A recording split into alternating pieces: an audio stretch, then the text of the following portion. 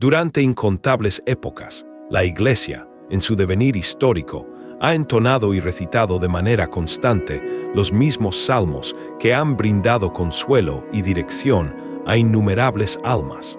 El Salmo 23, con su evocación de pastos verdes y aguas de reposo. El Salmo 91, fuente de seguridad bajo la sombra del Altísimo. Y el Salmo 1, que describe la senda del justo y el destino del impío. Todos ellos se alzan como pilares de fortaleza espiritual. Su poder y resonancia son innegables, pero en medio de esta rica tradición, un pasaje particular de la Escritura ha permanecido curiosamente marginado, relegado a la oscuridad, silenciado a lo largo de los anales del tiempo. No es que carezca de trascendencia o valor intrínseco, muy al contrario. Su relegación obedece a una verdad incómoda, confronta con demasiada intensidad, desvela aspectos profundos del corazón humano y de la divinidad, y porta consigo una carga espiritual que las fuerzas del mal han combatido con denuedo para mantenerla alejada de los púlpitos y de la conciencia colectiva de la cristiandad. Este salmo desvela el orgullo, rasga el velo de la complacencia y no se presta a ser un cántico melódico en los coros congregacionales. Es agudo, premonitorio y de una hondura insondable. Y precisamente por estas cualidades fue deliberadamente olvidado a lo largo de los siglos, eclipsado por mensajes más edulcorados que se ajustan mejor a la superficialidad de una fe sin exigencias. No todo olvido ha sido fortuito. Algunas verdades bíblicas fueron sepultadas con intención maligna, pues el adversario sabía que su proclamación demolería las fortalezas del engaño espiritual y la indiferencia.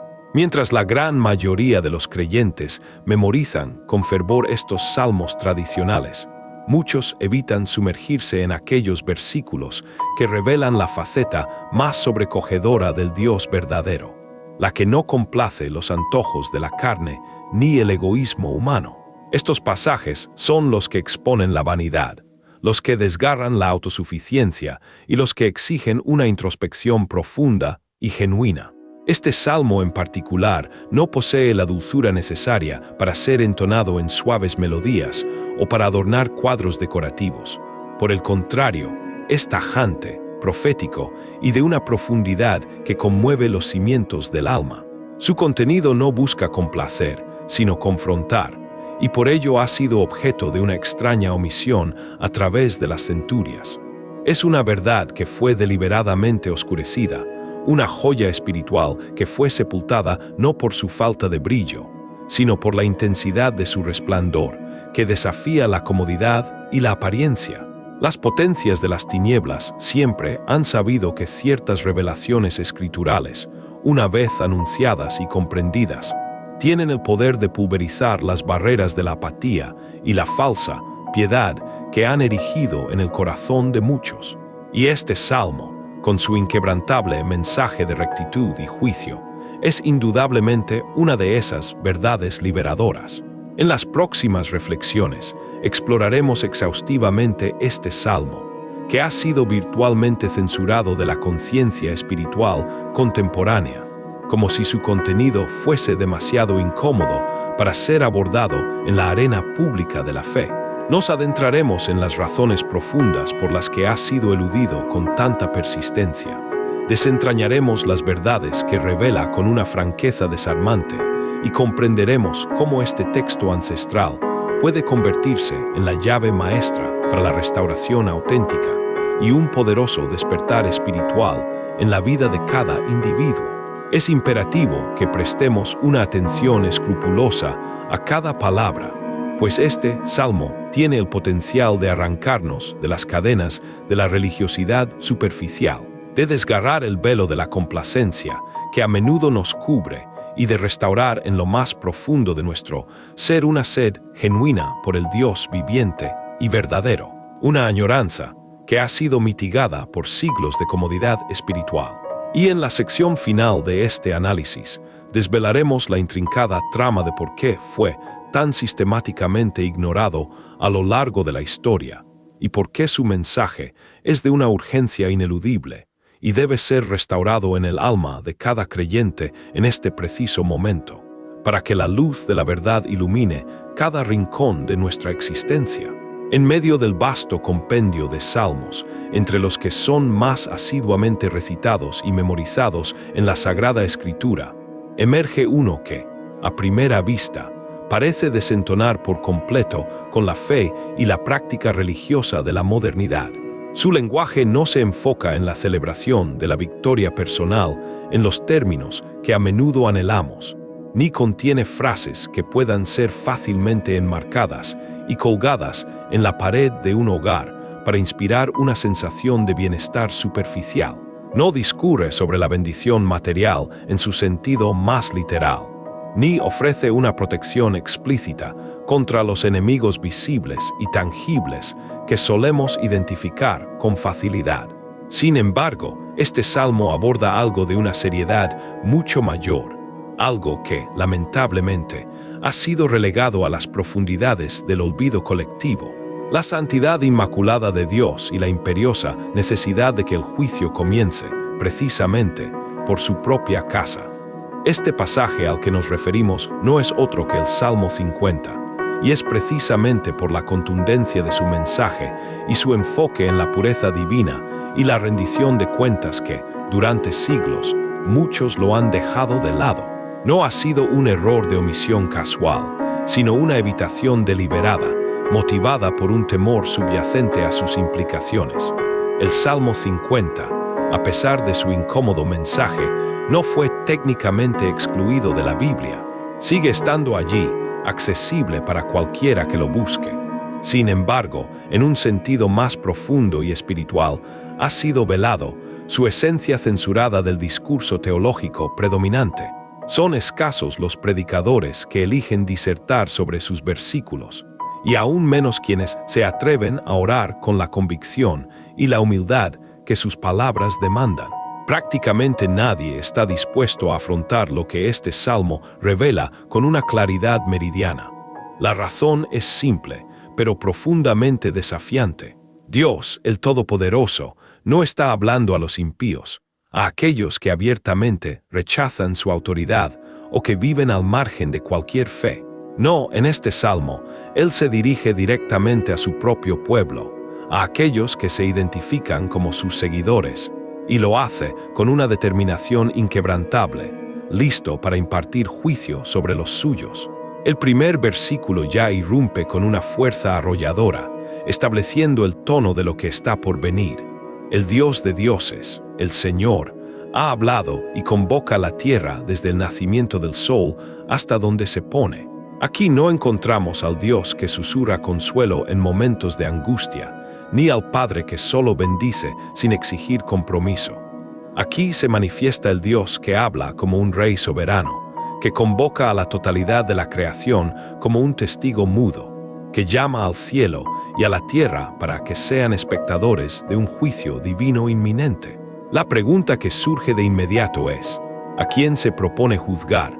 Juntadme mis santos, los que conmigo han hecho pacto con sacrificio. No son las naciones paganas las que están siendo convocadas, ni los rebeldes declarados que jamás profesaron conocer a Dios. La asamblea que se forma está compuesta por sus santos, aquellos que han establecido un pacto con Él, los que se han acercado a su altar con ofrendas y promesas. Este salmo, con una audacia espiritual inigualable, expone una verdad fundamental que las huestes del infierno se han esforzado con todo su poder por mantener oculta.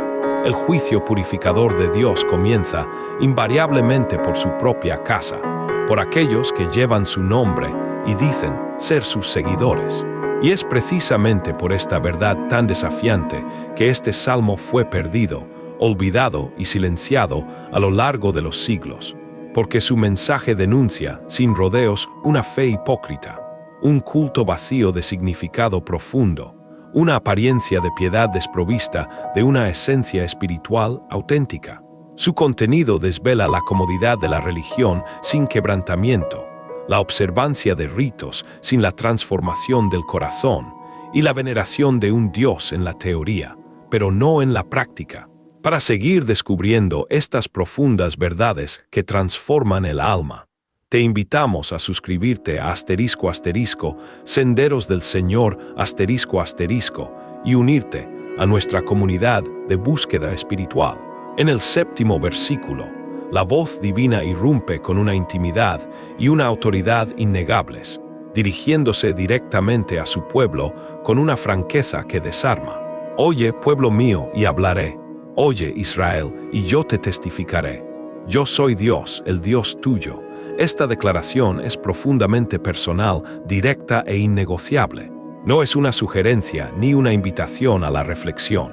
Es una orden, una confrontación de la divinidad con aquellos que se llaman suyos. Y el Creador prosigue con una aclaración que desmantela las concepciones erróneas sobre el culto y la piedad externa. No te reprendo por tus sacrificios, ni por tus holocaustos que están continuamente delante de mí. En otras palabras, la crítica divina no radica en la ausencia de rituales, ni en la falta de cumplimiento de las obligaciones religiosas externas. No se trata de que el pueblo no estuviera ofreciendo sacrificios o holocaustos.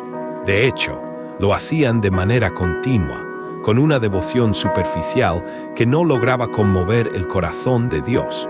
El problema subyacente, la raíz de la censura divina, era la ausencia de verdad en el corazón, la desconexión entre la práctica religiosa y la condición interna del alma. El pueblo de Israel cumplía con sus obligaciones ceremoniales, pero su corazón se había extraviado, distante de una verdadera comunión con el Altísimo. Sus manos estaban diligentemente ocupadas en el altar, llevando a cabo los ritos prescritos, pero su espíritu residía en otro lugar, en los afanes del mundo, en la búsqueda de la vanidad o en la complacencia del pecado. Entonces, el Señor procede a desenmascarar la ilusión de una religiosidad vacía, declarando con una lógica irrefutable su autosuficiencia. Si tuviera yo hambre, no te lo diría a ti, porque mío es el mundo y su plenitud. Esta declaración pulveriza la noción de que Dios necesita nuestro culto, nuestras ofrendas o nuestros rituales. Dios no depende de nuestros diezmos ni se alimenta de nuestras ceremonias. Él es el dueño absoluto de todo cuanto existe. Su majestad no tiene límites y su provisión es infinita. Lo que Él anhela de verdad, lo que su corazón busca con fervor, es una entrega total y sin reservas, una adoración que emane de la verdad más profunda del ser, un temor reverente que reconoce su santidad suprema y una obediencia incondicional que brota de un amor sincero. Él no busca nuestros dones, sino a nosotros mismos, no las formas, sino la esencia de nuestra devoción. En el 16º versículo, la sentencia divina se torna aún más incisiva, perforando la falsa seguridad de aquellos que se escudan en la religión sin compromiso. Pero al malo dice Dios: ¿qué tienes tú que hablar de mis leyes y tomar mi pacto en tu boca? Pues tú aborreces la corrección y echas a la espalda mis palabras. Este es un pasaje que causa escándalo, pues el término malo aquí no se refiere al que nunca conoció a Dios, al pagano o al ateo declarado. Se refiere a aquel que habla de Dios con los labios, que pronuncia sus leyes y se jacta de su pacto, pero cuya vida manifiesta una flagrante desobediencia y un rechazo explícito a su voluntad. Es el que conoce los mandamientos, pero los desecha, el que ostenta una apariencia de piedad, pero desprecia el arrepentimiento genuino que conduce a la vida. Es el cristiano nominal, el líder religioso sin quebrantamiento, el creyente que confunde la participación en el culto con una relación viva con el Creador.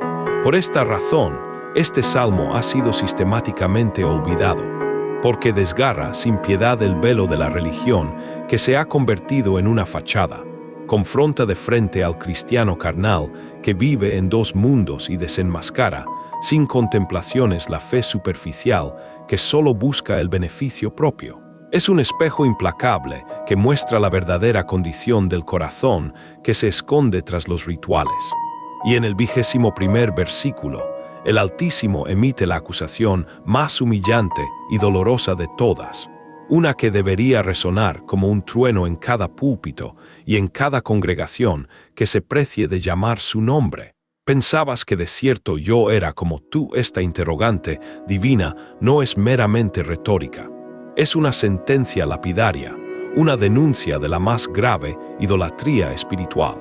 Pensar, incluso de manera subconsciente, que Dios es como nosotros, tolerante con el pecado, pasivo ante la injusticia flagrante, flexible con la verdad absoluta, complaciente con nuestra imperfección, sin demanda de santidad, es una blasfemia revestida de piedad. Es crear un Dios falso a la imagen de nuestras propias limitaciones y deseos carnales. Un ídolo que lleva la apariencia del Dios verdadero, pero que carece de su esencia santa y su autoridad inquebrantable.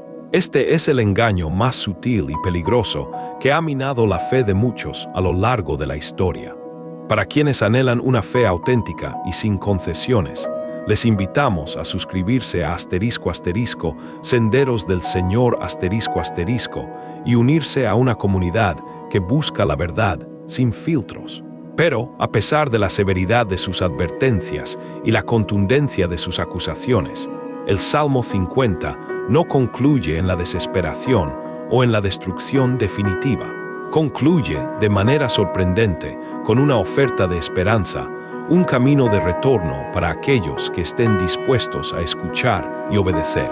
El que sacrifica alabanza me glorificará, y al que ordenare su camino, le mostraré la salvación de Dios.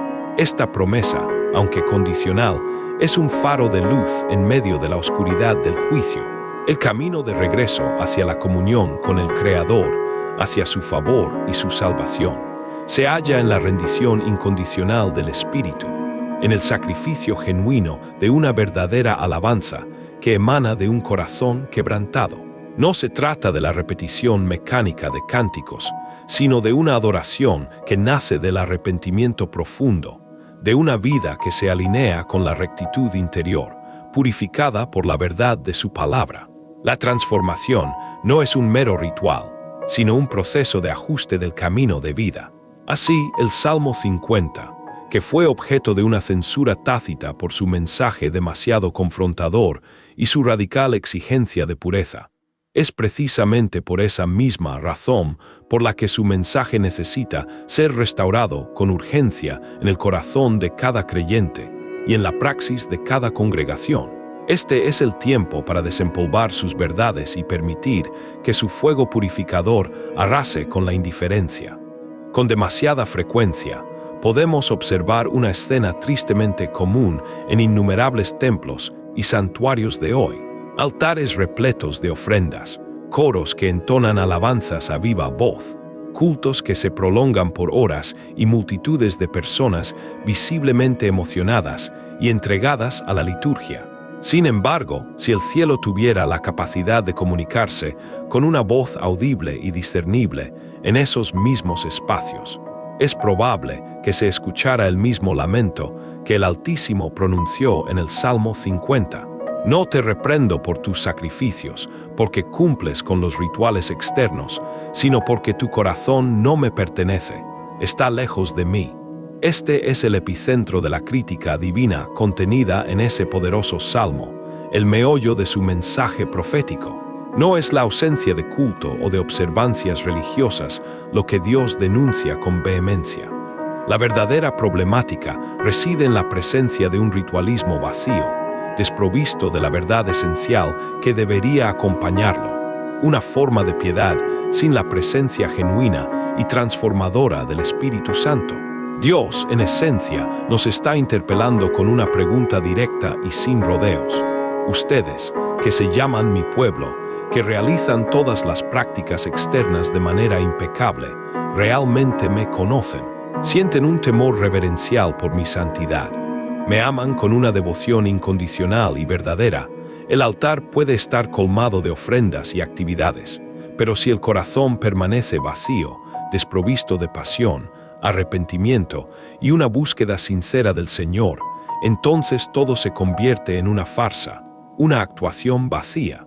Y esto, precisamente, es lo que el enemigo de nuestras almas ama y fomenta, porque un pueblo que se entrega al culto sin un quebrantamiento genuino, sin una rendición absoluta, es un pueblo meramente religioso, fácilmente manipulable por doctrinas erróneas y, en última instancia, espiritualmente inerte. Dios no necesita nuestros sacrificios en un sentido de necesidad. Él no carece de alabanzas en el universo, ni se alimenta de nuestros rituales, pues Él es el soberano de todo cuanto existe.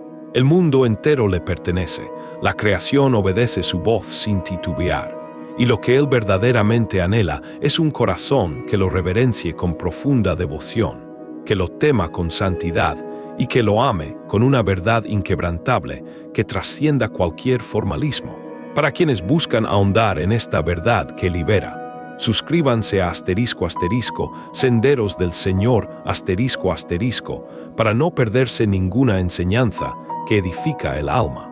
A lo largo de la historia de Israel, el pueblo solía traer ofrendas y sacrificios de manera constante, una práctica religiosa arraigada en su cultura y en el pacto con Dios.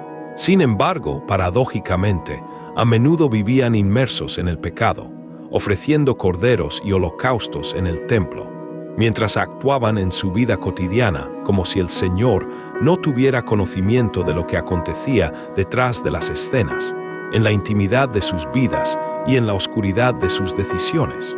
¿Acaso ha cambiado algo sustancial en la actualidad? Es una pregunta que resuena con dolorosa pertinencia.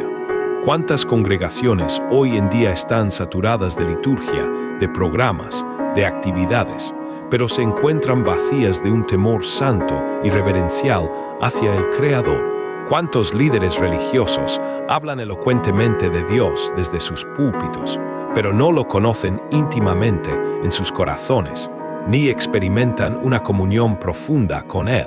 ¿Cuántos creyentes profesan servir por conveniencia personal, buscando algún beneficio tangible o reconocimiento social, en lugar de hacerlo por una obediencia incondicional y un amor puro hacia el Altísimo? Es por esta misma razón, por esta flagrante incongruencia entre la forma y el fondo, que este salmo profético fue deliberadamente puesto en el olvido. No critica al mundo, que por su naturaleza no conoce a Dios. Su censura se dirige al sistema religioso mismo, al pueblo que se jacta de representar a Dios en la tierra, pero que ha perdido el rumbo de la verdadera adoración. Lo más grave y perturbador de las acusaciones contenidas en el Salmo 50 es la declaración en la que el Señor interpela a su propio pueblo. Ustedes pensaron que yo era como ustedes. Esta es una de las afirmaciones más aterradoras y humillantes en toda la Escritura, porque revela una tendencia persistente que, lamentablemente, muchos siguen practicando hasta el día de hoy. Se trata de la peligrosa costumbre de humanizar a Dios, de reducirlo a la medida de nuestra propia comodidad y comprensión finita. Lo transformamos en un cómplice tácito de nuestros errores y debilidades, un ser benigno que lo tolera todo, incapaz de ejercer disciplina o de demandar santidad. El Altísimo se convierte en una especie de anciano bondadoso, siempre dispuesto a complacer, nunca a confrontar. Y esta distorsión de la naturaleza divina no es otra cosa que idolatría, una forma sutil y engañosa de idolatría disfrazada bajo el ropaje del cristianismo. Pero la verdad inmutable es que Dios no es como nosotros. Él es santo en su esencia más pura, es justo en cada uno de sus juicios, es fuego consumidor para todo lo que se opone a su voluntad, y si bien es amor incondicional, este amor no es sinónimo de permisividad o de complacencia ante el pecado. Aunque el altar de nuestras iglesias y templos esté rebosante de ofrendas y de la apariencia de piedad, la pregunta fundamental y apremiante que resuena desde el cielo es: ¿está aceptando el cielo lo que aquí se ofrece? La cuestión, entonces, se vuelve ineludible.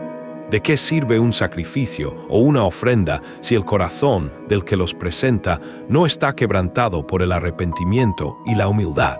¿De qué valor es la más elocuente alabanza si el alma que la pronuncia no está verdaderamente rendida a la voluntad del Altísimo? ¿De qué utilidad es la ofrenda más cuantiosa si la vida de quien la entrega es una mentira espiritual, un engaño disfrazado de devoción? El Señor Jesucristo mismo hizo eco de este mismo espíritu de verdad cuando declaró con autoridad: «Este pueblo de labios me honra, mas su corazón está lejos de mí». Y la consecuencia inevitable de esta disociación entre la forma y la esencia es sumamente peligrosa y devastadora para la fe. El culto se degrada a un mero ruido, un espectáculo vacío sin resonancia espiritual. La oración se transforma en un monólogo egocéntrico, desprovisto de una verdadera comunión con el Padre. La comunión con Dios, la relación vital que debería sustentar toda nuestra existencia, se rompe, incluso cuando se mantiene una apariencia impecable de piedad externa. Para quienes buscan una conexión genuina y profunda, es esencial explorar las verdades que compartimos en **, Senderos del Señor, **. El Salmo 50, con su mensaje incisivo, nos recuerda de manera contundente que el altar no es, ni debe ser, un escenario para la actuación o la exhibición de una fe superficial. Es, por su naturaleza intrínseca, un lugar sagrado de sacrificio verdadero, un espacio para la rendición incondicional de la voluntad, un crisol donde la verdad del corazón es puesta a prueba y donde la reverencia genuina debe imperar sobre cualquier formalismo.